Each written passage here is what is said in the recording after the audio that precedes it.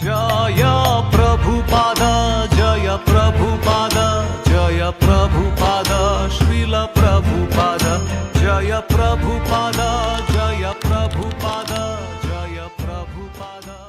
ഈ ലോക്നാഥ് ദാസ്, പൃഥുപുത്ര ദാസ്, പിന്നെ ശ്രീധരദാസ്, ഇവർ മൂന്നുപേരും ഇത് വിളിച്ച് ശ്രീല പ്രഭുപാദിന്റെ അടുത്ത് വന്നു.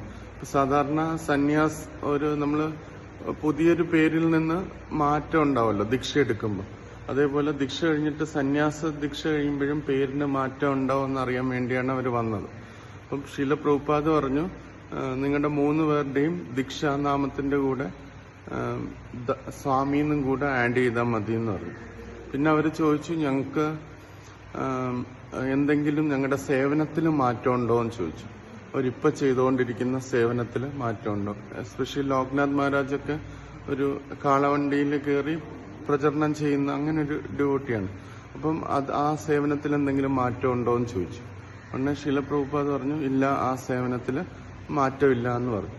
അതിനുശേഷം പ്രഭുപാദ് അവര് തിരിച്ചിറങ്ങാൻ വേണ്ടി പോയപ്പോഴത്തേനും പ്രഭുപാദ് അവരെ തിരിച്ചു വിളിച്ചിട്ട് പറഞ്ഞു, ഈ ഭഗവത്ഗീതയിലെ 9-ാം അധ്യായം 34-ാം ശ്ലോകം അത് പറഞ്ഞു. അത് പ്രഭുപാദ് കോട്ട് ചെയ്തു. മന്മനാഭവ മദ്ഭക്തോ മദ്യാജീമാം നമസ്കുരു മാമേ വൈശ്യസി യുക്തയും ആത്മനം മത്പരായണം. അത് ആ ശ്ലോകം കോട്ട് ചെയ്തിട്ട് പ്രഭുപാദ് അവരോട് പറഞ്ഞു. എന്നിട്ട് അതിന്റെ ട്രാൻസ്ലേഷൻ പ്രഭുപാദ് പറഞ്ഞു. അതിനകത്ത് ഭഗവാൻ പറയാണ്, എന്നെ എപ്പോഴും ഓർക്കുക, എന്റെ ഭക്തനാകുക, എന്നെ ആരാധിക്കുക, എന്നെ നമസ്കരിക്കുക.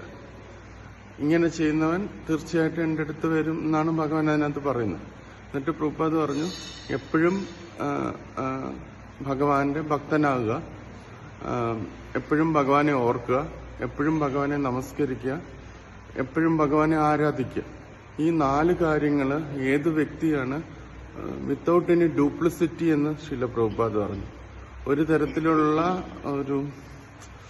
ഒരു വക്രതയും ഇല്ലാതെ, ഒരു വേറെ ഒരു ഇതില്ലാതെ സിൻസിയറായിട്ട് ആരാണോ ഈ 4 കാര്യങ്ങൾ ചെയ്യുന്നത് അവരുടെ പ്രചരണം തീർച്ചയായിട്ടും എഫക്റ്റീവ് ആകും എന്ന് പറഞ്ഞു. വേറെ നമ്മൾ പറയുന്നത് മറ്റുള്ളവർക്ക് അക്സെപ്റ്റ് ചെയ്യാൻ വേറെ ഒരു അഡീഷണൽ കാര്യവും വേണ്ട. ഈ 4 കാര്യങ്ങൾ നമ്മൾ സിൻസിയറായിട്ട്, ഹോണസ്റ്റായിട്ട്, അതിനകത്തൊരു കപടതയും ഇല്ലാതെ ചെയ്തു കഴിഞ്ഞാൽ നമ്മൾ പറയുന്ന പ്രചരണം എഫക്റ്റീവ് ആകുമെന്ന് ശ്രീല പ്രഭുപാദ് അവർക്ക് പറഞ്ഞു.